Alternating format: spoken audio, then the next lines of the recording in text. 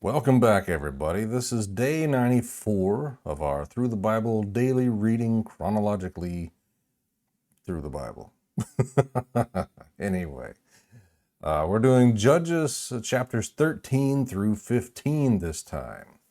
Birth of Samson, Shimshon, chapter 13. The Israelites again did what was evil in the Lord's sight. I know I'm not offering commentary per se, but that's a common phrase through this book, isn't it? All right, anyway. The Israelites again did what was evil in the Lord's sight.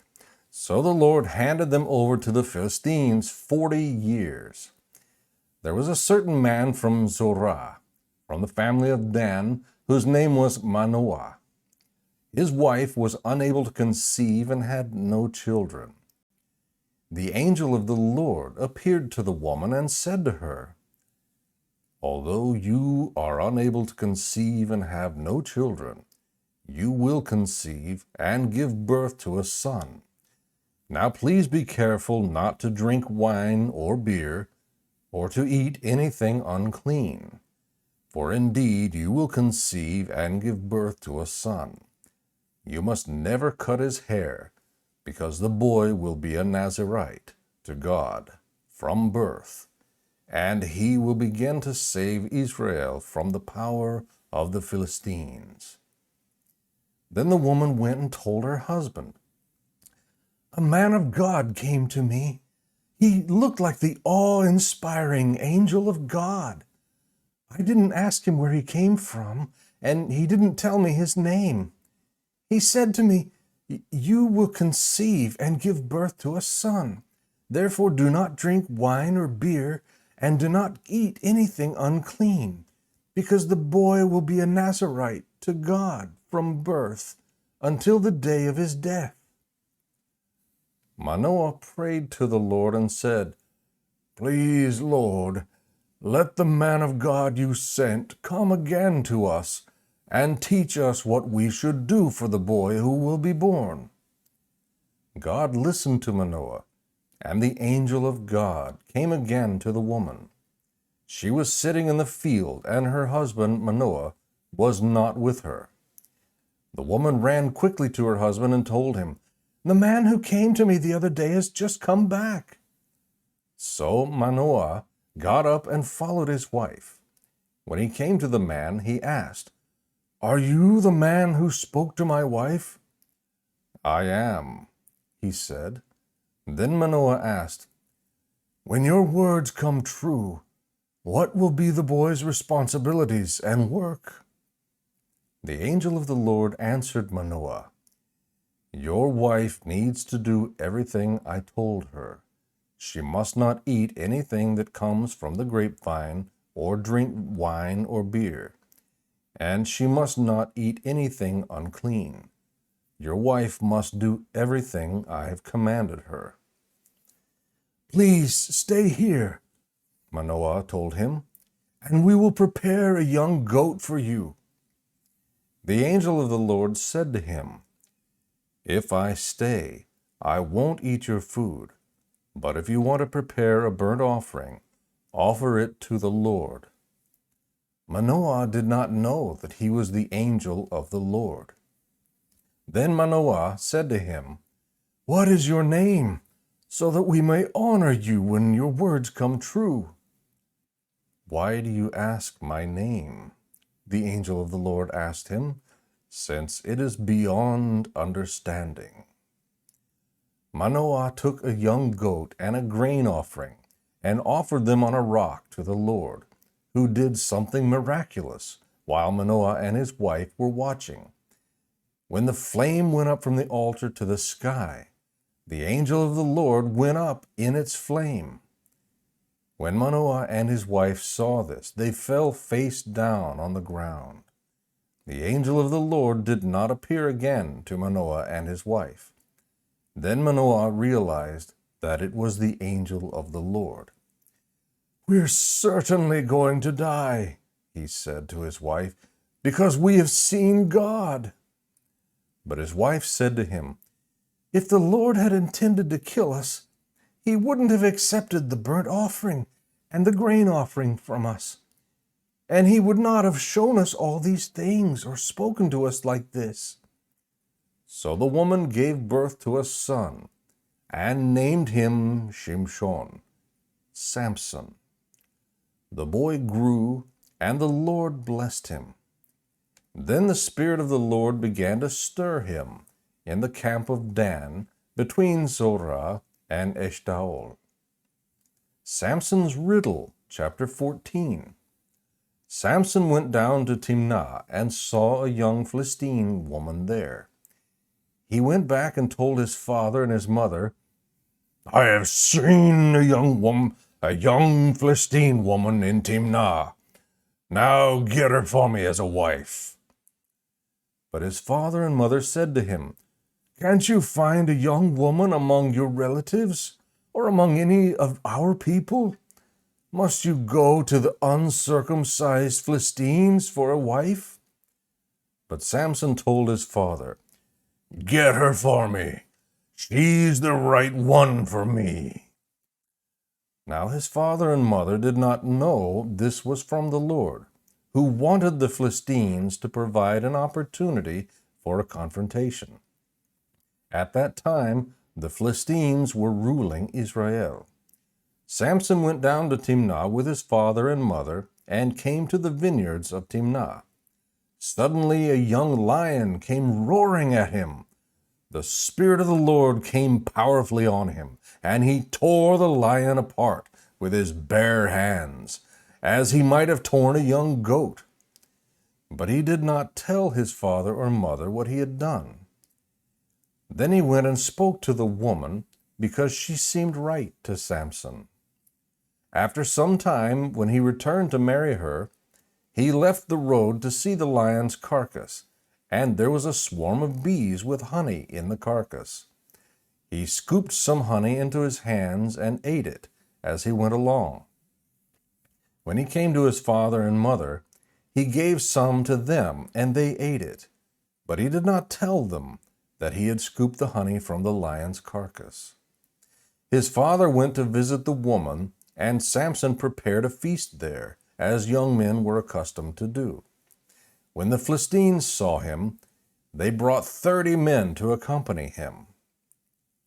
"Let me tell you a riddle," Samson said to them. "If you can explain it to me during the 7 days of the feast and figure it out, I will give you 30 linen garments and 30 changes of clothes. But if you can't explain it to me, you must give me 30 linen garments and 30 changes of clothes." "Tell us your riddle," they replied. "Let's hear it." So he said to them, "Out of the eater came something to eat, and out of the strong came something sweet." After 3 days, they were unable to explain the riddle. On the 4th day, they said to Samson's wife, "Persuade your husband to explain the riddle to us, or we will burn you and your father's family to death. Did you invite us here to rob us?" So Samson's wife came to him weeping and said, "You hate me and don't love me.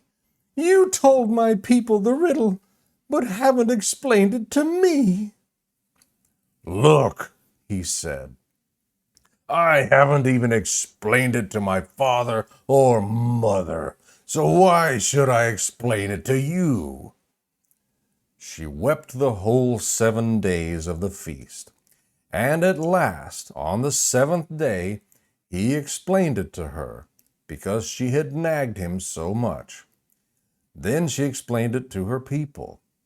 On the 7th day, before sunset, the men of the city said to him, "What is sweeter than honey? What is stronger than a lion?"